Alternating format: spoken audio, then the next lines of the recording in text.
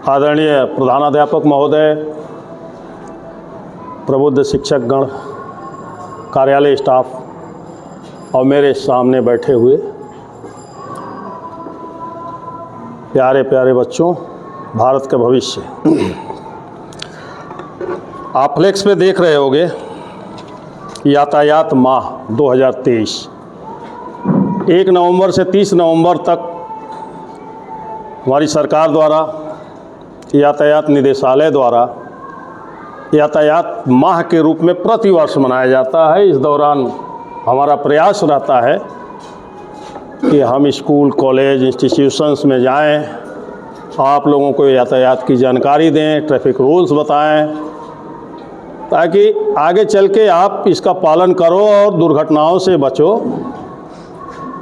और आपको क्या करना है क्या नहीं करना है इसकी जानकारी हो जाए। तो आइए शुरू करते हैं। मुझे आप लोग जानते हैं?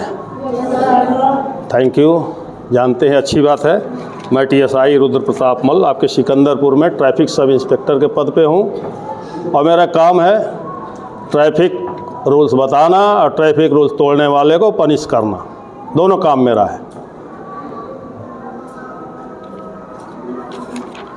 तो आप लोग जितने हो ना, मेरे नज़र में माइनर्स हो।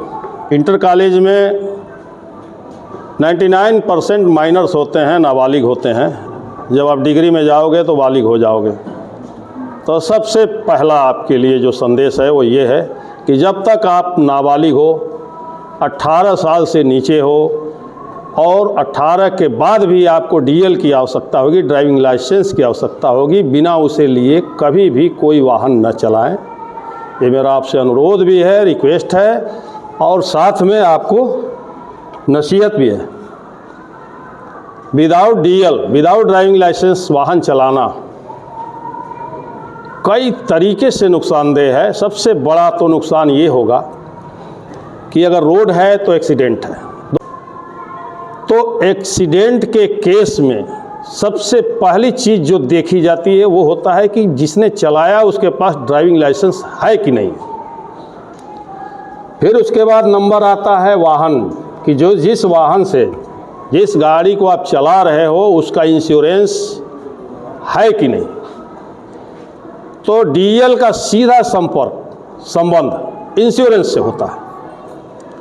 क्योंकि इंश्योरेंस क्यों कराया जाता है, किसी भी चीज़ को इंश्योर्ड क्यों कराया जाता है कि उसको हमने पैसे दिए हैं ताकि आप हमारा फ्यूचर देखोगे, फ्यूचर में यदि कुछ हमारा नुकसान होता है तो उसकी भरपाई आप करोगे, इसलिए इंश्योरेंस होता है।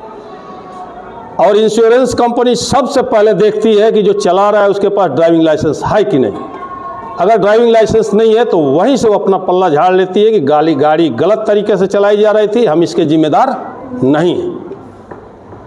तो ये बात तो आपकी समझ में आ गई कि DL का इम्पोर्टेंस है क्या। आपके गाड़ी चलाने से लेके आपके जीवित रहने तक ड्राइविंग लाइसेंस का महत्व है। दूसरा महत्व, ड्राइविंग लाइसेंस एक बहुत ही मजबूत ID होता है। जैसे आधार है, पैन कार्ड है, वैसे ही ड्राइविंग लाइसेंस भी एक बहुत मजबूत ID है। और ड्राइविंग लाइसेंस भारतवर्ष में यदि बना हुआ है तो विश्व के कई देशों में मान्य भी है, आप वहाँ भी गाड़ी चला सकते हैं। और कुछ देश ऐसे हैं जहाँ पे दाहिने हाथ पे गाड़ियाँ चलती हैं, वहाँ के लिए रूल्स बदल जाते हैं। यूरोपीय कंट्री में बहुत सारे देश हैं कि आपकी सारी गाड़ियाँ बाएं चलती हैं, आप बाएं चलते हो, वहाँ सभी लोग दाहिने चलते हैं। तो वहाँ रूल्स भी चेंज हो जाते हैं और फिर उसे सीखना पड़ता है नए सिरे से। समथिंग 15-16 देशों में हमारे ड्राइविंग लाइसेंस मान्य हैं। तो ये इम्पोर्टेंस है ड्राइविंग लाइसेंस का, इसको कभी भी हल्के में नहीं लेना चाहिए। अब बहुत आसानी से बनता है, इतना आसानी से बनता है कि उतने आसानी से आपका आधार नहीं बना होगा। बस जानना होता है आपको ड्राइविंग लाइसेंस का आवेदन करना है। 18 साल के बाद आपके डॉक्यूमेंट्स लगेंगे, प्रमाणित हो जाएगा आधार से कि आप 18 के हो गए। फिर एक डेट निश्चित हो जाएगी RTO ऑफिस के लिए, परीक्षा की तिथि। परीक्षा में आजकल सारे बच्चे कंप्यूटर चलाते हैं, माउस पे उनका हाथ होता है। 15 क्वेश्चन आते हैं, 15 में से 9 क्वेश्चन आपने सही टिक कर दिया, पास हो जाओगे। आपको उसी दिन लर्निंग लाइसेंस मिल जाएगा और लर्निंग के बाद परमानेंट हो जाएगा। 50 साल तक आपको लाइसेंस बनवाने की ज़रूरत नहीं होगी। फिर रिन्यूअल 50 साल के बाद होता है, जैसे मैंने पिछले साल कराया है।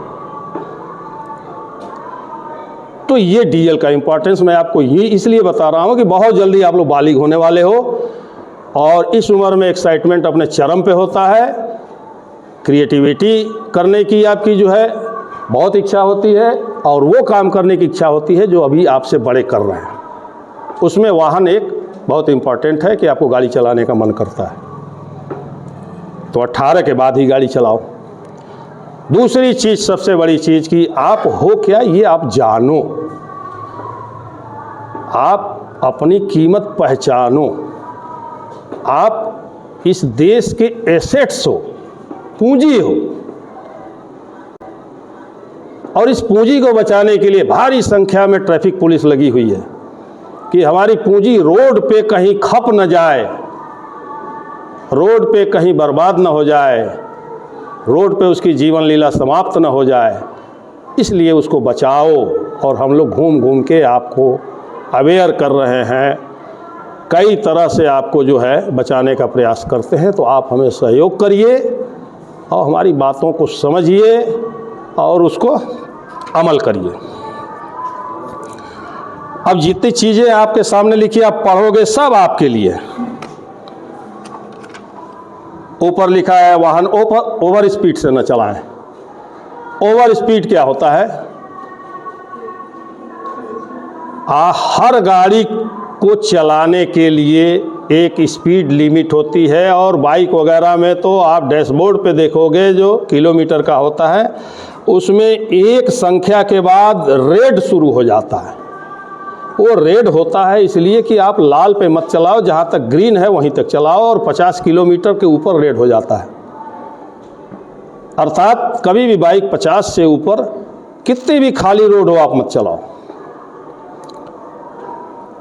और बाइक से ही सर्वाधिक दुर्घटनाएं होती हैं। जो मृत्यु दर है वो सबसे ज़्यादा बाइकर्स की हैं, उसमें सबसे ज़्यादा यूथ की हैं।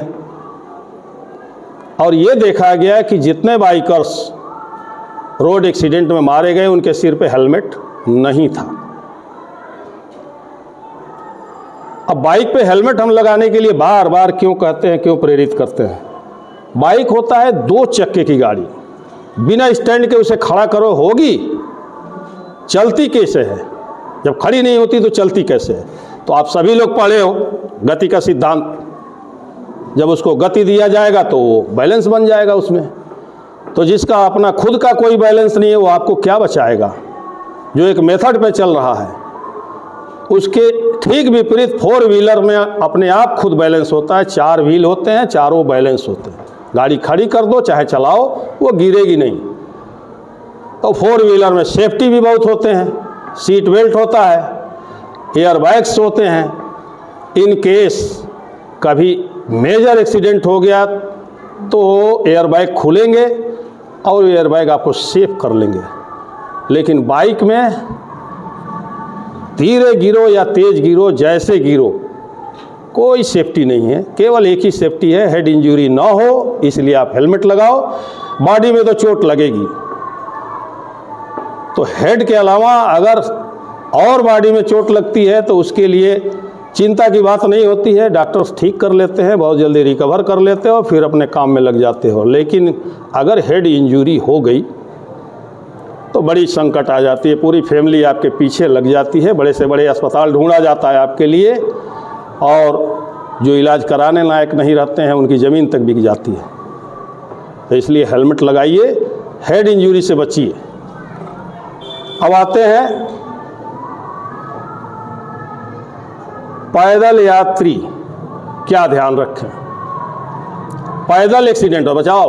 पैदल वालों का क्या दोष होता है? गाड़ी ही ठोकती है उन्हें, लेकिन पैदल वाले निरीह होते हैं और एक्सीडेंट की चपेट में आ जाते हैं। तो कहीं न कहीं पैदल यात्री कुछ गलत किए हैं, जैसे वो अपनी साइड से नहीं चल रहे हैं, चलते वक्त उनका ध्यान रोड पे नहीं है, सामने फोकस नहीं है।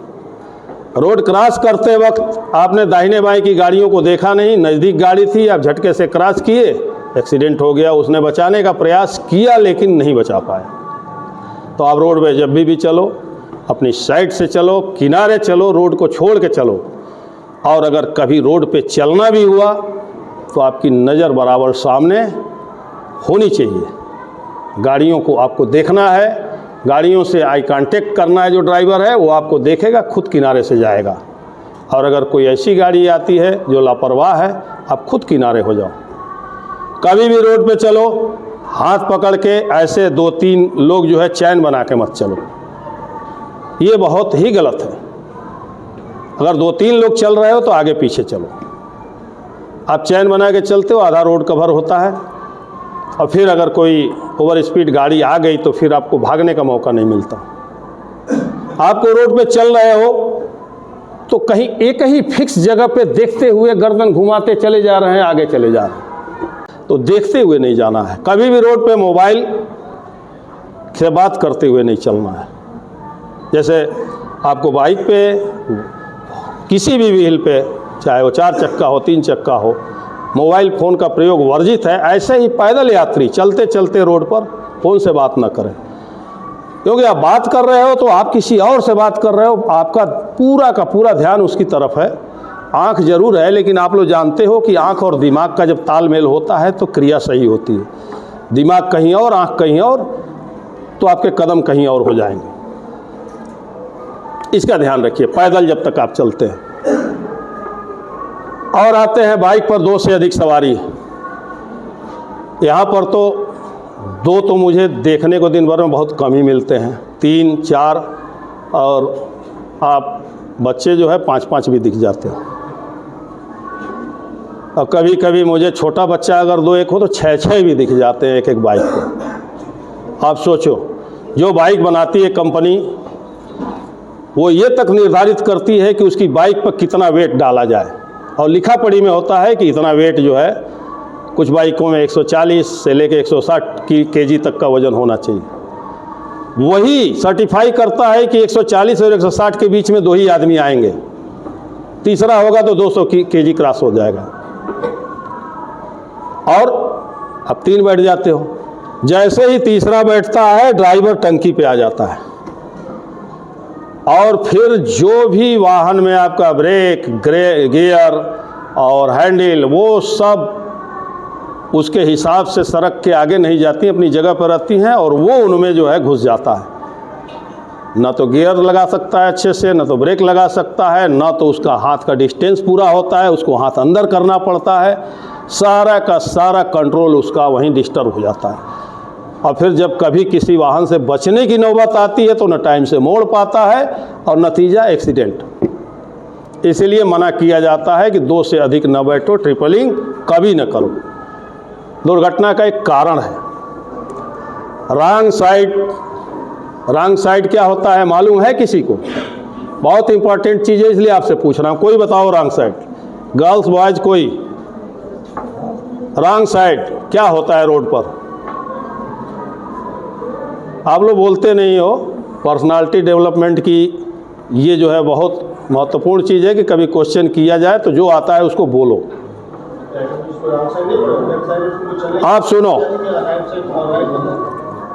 रॉन्ग साइड होता है आने वाले रास्ते से यदि कोई जाएगा या जाने वाले रास्ते से यदि कोई आएगा तो वो रॉन्ग साइड होता है। रोड के बीच में डिवाइडर होता है, या डिवाइडर ना भी हो, छोटे जगहों पे डिवाइडर नहीं होता है, जैसे आपके यहाँ सिकंदरपुर में नहीं है, तो दाहिना और बायां 2 चीज़ तो है। तो बाएं से अगर आपको जाना है तो फिर उधर से कोई आएगा नहीं, सबकी साइड अलग है। आप दूसरे की साइड में घुसोगे तो वो रॉन्ग साइड होता है, और उसमें 100% चांस होते हैं एक्सीडेंट के। इसलिए रॉन्ग साइड में बहुत सख्ती है, कभी न चलें, पैदल हो, वाहन से हो, किसी चीज़ से। आप लोग साइकिल का यूज करिए, साइकिल का यूज कम हो गया है। अच्छा, गार्जियन भी हैं, वो जानते हैं मेरा बच्चा नाबालिग है, फिर भी बाइक दे देते हैं। तो हमें गार्जियन से भी मैं अपील कर रहा हूँ, साथ ही साथ स्कूल टीचर से, प्रिंसिपल से मैं अपील कर रहा हूँ कि अगर उनका ग्रुप हो जिसमें सारे बच्चों के घर के नंबर फीड हो तो एक बार कैनवाई कर दीजिएगा कि अपने बच्चों को बाइक या कोई भी वाहन ना दें चलाने के लिए, और ना तो वो स्कूल आए इस वाहन से। साइकिल चलाइए, साइकिल से आपका सेहत, दिमाग सब सही रहेगा। इसके बाद वाहन के पेपर्स होते हैं। अभी आप लोग ज़्यादा नहीं समझ पाओगे पेपर्स के बारे में। वो पेपर्स वाहन के सभी सही होने चाहिए, उस पर बहुत बड़े बड़े चालान हैं, तो जो गाड़ी चलाता है उसको मालूम है क्या उसमें। अपने वाहन पे HSRP, ये चीज़ मैं इंडिकेट करना चाहूँगा आपसे। HSRP क्या होता है, कोई जानता है? High security registration plate, HSRP। 2022 के बाद से जितने आप नंबर देखते हो जो स्टिकर से लिखे होते हैं या पेंट से लिखे होते हैं, आड़े तिरछे लिखे होते हैं, अलग अलग फॉन्ट में लिखे होते हैं, वो सब अमान्य हो गए हैं। अब सिर्फ एक नंबर अलाउ है, HSRP, high security registration plate. उसमें बारकोड होता है एक कॉर्नर में। चाहिए, आप सबके घर वाहन है, जाइएगा चेक करिएगा। अगर पुराने नंबर प्लेट होंगे तो अपने फादर्स को बोलिएगा कि आप HSRP साइट से उसको बुक कर लो या किसी कंप्यूटर सेंटर से बुक करवा लो। बहुत छोटे धनराशि में वो बन जाता है। चालान की रकम बहुत तगड़ी है, 5000 रुपये। नशे का सेवन आप लोगों से संदर्भ नहीं रखता है, लेकिन आपकी फैमिली में अगर कोई ऐसा है और अगर वाहन लेके वो जाता है आपके सामने, तो आप उसे मना करिए कि अभी अंकल मत जाओ, अभी आप सही नहीं हो। रोक सकते हैं आप, बच्चों के रोकने पर उनको रुकना पड़ेगा। वाहन चलाते समय कभी गुस्सा न करें। वाहन ही नहीं, रोड पे कभी भी एग्रेशन में पैदल भी नहीं चलना चाहिए, और वाहन पर तो बिल्कुल भी नहीं। गुस्सा कैसे वाहन पे करोगे? घर से आए हो गुस्से में, पापा ने थप्पड़ मारा होगा, मम्मी ने आपको पैसे नहीं दिए होंगे, गुस्से में है, बाइक भी निकाल लिए, अब आपके दिमाग में वही चल रहा है कैसे नहीं दे दिए कैसे। तब तक आपका फोकस जो है रोड पे नहीं रहेगा और एक्सीडेंट हो सकते हैं। कोई आपके वाहन को टच कर दिया, उससे गुस्सा आ गया, अब वो तो टच करके भाग रहा है, आप उसका पीछा करने लगे। ये भी बताता हूँ, आपको देखा तो और तेज भागा, अब वो स्पीड की रेस में जो है किसी न किसी का एक्सीडेंट हो जाएगा। इसलिए जब तक वाहन चलाइए कभी भी क्रोध ना कीजिए, और वाहन चलाते समय हमेशा हेल्पफुल होना चाहिए, मदद की भावना दिल में होनी चाहिए। वो मदद कहाँ काम आएगा ये मैं बताता हूँ। आप फ्यूचर में, बहुत लंबी उम्र है, कभी भी जाना, अगर वाहन से हो और जा रहे हो तो रोड पे कभी भी कोई एक्सीडेंट दिख जाए आपको, जो कोई हेल्प करने वाला ना हो, तो आजकल सोशल मीडिया का ज़माना है, हेल्प तो नहीं करते हैं, वीडियो बनाने लगते हैं, और वो हेल्प के अभाव में मर भी जाते हैं। तो आप उसकी हेल्प करिए। और गाइडलाइन ये है कि पहले अगर कोई हेल्प करता था तो उसके नाम वगैरह पुलिस पूछती थी, अस्पताल में पूछे जाते थे। अब ऐसी गाइडलाइंस आ गई है कि अगर आप किसी की हेल्प करते हो, आपका नाम भी कहीं नहीं कोई पूछेगा, आपके फ़ोटो भी कोई नहीं लेगा। आप मदद करिए, उसकी जान बचाइए। 1 घंटा एक्सीडेंट का गोल्डन आवर कहा जाता है। अगर उस 1 घंटे में उसे मदद मिल गई तो ज़्यादा चांसेज हैं कि वो बच जाएगा। इसलिए वाहन चलाते समय हमेशा हेल्पफुल रहिए, मदद की भावना दिल में रखिए। और एक चीज़ आता है, आपको आपके पापा ने बाइक दे दिया नई गिफ्ट करके, आप क्या कहे, खुशी में गए, अब पापा आज गिफ्ट, मम्मा आज गिफ्ट, लिखवा लिया आगे पीछे कि मम्मा ने दिया है, पूरी दुनिया को बताना है मुझे, मम्मा ने दिया, पापा ने दिया। खुश हो जाइए, चलाइए, उसको स्टिकर मत लगवाइए, वाहन को क्लीन रखिए। वाहन पे कोई स्लोगन मत लिखवाइए, न जात लिखवाइए, न धर्म लिखवाइए। वाहन को वाहन रहने दीजिए, उसको प्रचार का माध्यम न बनाइए। कार के विंडो, जिसके पास भी 4 व्हीलर हो तो ध्यान दीजिएगा, आपके कार के विंडोज़ पे जो है ब्लैक फिल्म नहीं होनी चाहिए। क्यों नहीं होनी चाहिए? कि ब्लैक फिल्म जो कार पे होती है तो अंदर की गतिविधि बाहर से दिखाई नहीं पड़ती। ऐसे ग्लास होने चाहिए पारदर्शी कि बाहर से अंदर के लोग दिख जाएं, अंदर की गतिविधि दिख जाए। बहुत सारे क्राइम ब्लैक फिल्म लगा करके होते हैं, इसलिए इसको रोकने का प्रावधान है। और आते हैं अब आपका सबसे फेवरेट दोस्त, मोबाइल। ठीक है, ऐसा कोई नहीं होगा जो मोबाइल नहीं चलाता होगा। मोबाइल का प्रयोग ज़रा बच के, बहुत सारे बच्चों का फ्यूचर मोबाइल ने बर्बाद किया है, और बहुत सारे बच्चों का फ्यूचर मोबाइल ने बनाया भी है। आजकल ऑनलाइन पढ़ाई का टाइम है, तो आप केवल पढ़ाई में ही मोबाइल लगाओ, एजुकेशन में लगाइए। हम हर जगह इस नसीहत को देते हैं। बच्चों के समझ में जल्दी नहीं आता है, लेकिन मोबाइल हमेशा एजुकेशन के लिए यूज करिए, ना कभी स्टंट करिए, रील बनाइए। रील बनाना है आप बढ़िया बगीचे में जाकर रील बना लो। बाइक से एक हाथ से पकड़े और रील बना रहे हो, बगल से कोई ठोक दिया, ना आपका रील काम आया, ना आप दुनिया काम आओगे। इसलिए मोबाइल का यूज बहुत अच्छे से कीजिए, बहुत लाभ देगा। लेकिन मोबाइल के यूज में जहां आपने लापरवाही की, ये आपके लाइफ पर बहुत प्रभाव डालेगा। अब आपको बता दें, सिग्नल्स के बारे में कुछ बातें। अभी यहाँ पे छोटी जगह है, बलिया भी छोटी जगह है, रोड पे चौराहों पे सिग्नल्स नहीं हैं। आप सिग्नल्स देखते होंगे लाल पीला हरा, कहीं न कहीं देखे होंगे आप। कोई बताएगा लाल पीला हरा ही क्यों होता है, नीला सफ़ेद काला क्यों नहीं होता है, और कोई कलर क्यों नहीं होता है? कोई बताओ लड़कियां? नहीं मालूम है, जनरल बात है। देखो लाल जो रंग होता है ना, हमारे रेटिना जो आँख होती है रेटिना, उस पर सबसे ज़्यादा इफेक्ट डालता है। सबसे तुरंत दिखाई देने वाला कलर होता है लाल। इसलिए हमेशा स्टॉप को लाल रखा गया है ताकि वो हमें तुरंत दिखाई दे और रेटिना हमारी सबसे पहले कैच करे। लाल कलर जो होता है वो सबसे दूर से सबसे जल्दी हमारी आंखें देख लेती हैं, इसलिए उसको स्टॉप में रखा गया है ताकि ये बचाने का काम करेगा। हरा जो होता है उसको जाने का संकेत है, तो जाने के लिए बहुत सारा टाइम मिलता है, स्थिर होके जाते हो। और हरा रंग हमारी आँखों को बहुत रिलैक्स करता है, सुकून देता है, आराम से देख करके जाने के लिए होता है। हरे रंग का प्रयोग किया गया है, हमारी सुख समृद्धि का भी परिचायक है हरा। येलो रखा गया है क्योंकि येलो कलर जो है एनर्जी, ऊर्जा का प्रतीक है। तो लाल पे आप स्टॉप हो गए, जैसे येलो हुआ तो ये संकेत देता है कि अपनी एनर्जी यानी अपनी ऊर्जा, यानी आपका पेट्रोल गाड़ी का, यानी आपका इग्निशन, आपकी चाबी, आप गाड़ी स्टार्ट कर लो। अब आपको ग्रीन मिलने वाला है, इसलिए येलो रखा गया, ऊर्जा का प्रतीक है। और ग्रीन को मैंने बताया सुख समृद्धि का प्रतीक है। आराम से जाइए, सुखी रहिए, समृद्ध रहिए। इसी तरह रोड साइन होते हैं, जब बड़े जगह पे जाओगे आप तो आपको सारी चीज़ें, सारा ट्रैफिक कंट्रोल रोड सिग्नल और रोड साइन से होता है। लेफ्ट में मुड़ना है, लेफ्ट का मिलेगा साइन, राइट में मुड़ना है, राइट का साइन मिलेगा, स्लिप वे का साइन मिलेगा, स्टॉप का साइन मिलेगा, पार्किंग का साइन मिलेगा। आपको केयर करना है कि जहाँ पार्किंग का साइन हो गाड़ी वहीं पार्क करें। पार्किंग में भी 4 व्हीलर पार्किंग अलग मिलेगा, बाइक की पार्किंग अलग, साइकिल पथ मिलेगा कि साइकिल कहाँ चलाओगे। जैसे जैसे आप जाओगे बड़े शहरों में, ये सारी चीज़ें आपको मिलेंगी।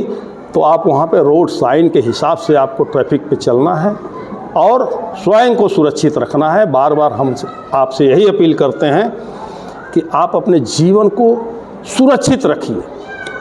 बहुत ज़रूरत है आपके परिवार को, बहुत ज़रूरत है इस समाज को, और बहुत ज़रूरत है इस देश को, क्योंकि आप ही लोग वो हो, यही चेहरे वो हैं जो आगे जाके बड़ी बड़ी ऊंचाइयों पर पहुंचेंगे और इस देश को आगे ले जाएंगे। ठीक है, किसी का कोई क्वेश्चन हो ट्रैफिक के संदर्भ में तो मुझसे करें। ऑल क्लियर है? ये देखिए आपके सामने ये 2 चीज़ें हैं, या और भी कलर की हो सकती हैं।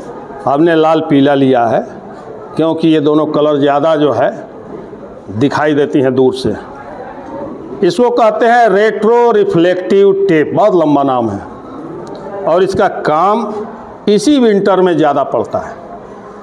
जब कोहरा होगा, दृश्यता विजिबिलिटी बहुत कम हो जाएगी, तब ये काम आता है। ये आपके गाड़ी पे आगे पीछे लगा होगा, तो जो गाड़ियों की लाइट पड़ती है उसकी हल्की सी लाइट भी अगर इस पे पड़ गई तो पूरा चमक जाएगा और सामने वाले को दिख जाएगा कि कोई मेरे आगे है और वो आपको बचा के जाएगा।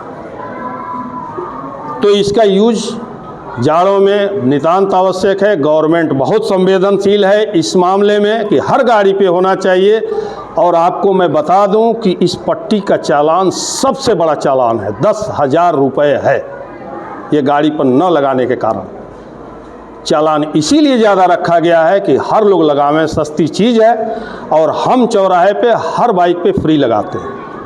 तो जिनके भी घर बाइक हो बता दीजिएगा, चौराहे पे आएंगे और हम उनको गाड़ी पर लगा देंगे फ्री आगे पीछे। आज हम लगाते हैं। और जो गाड़ियां यहाँ खड़ी हैं उस पे हम लगा के जाएंगे। तो फिर हम एक शपथ ग्रहण आप लोगों से कराएंगे, उसमें ये सारी चीज़ें भी इंक्लूड हैं। वही चीज़ें आप लोग हमारे पीछे पीछे दोहराएंगे और हम जो है, आप लोग अपने जगह पे खड़े हो जाइए। और आप लोगों को मालूम है दाहिना हाथ जो है प्रतिज्ञा की मुद्रा में ले आइए और मेरे पीछे दोहराइएगा। भारत मेरा देश है, हादसों रहित राष्ट्र का निर्माण करना मेरा परम कर्तव्य है। मैं प्रतिज्ञा करता हूं कि मैं कर्तव्यनिष्ठ वाहन चालक बनकर अपने माता पिता, गुरुजनों, समाज व राष्ट्र का विश्व में गौरव बढ़ाऊंगा।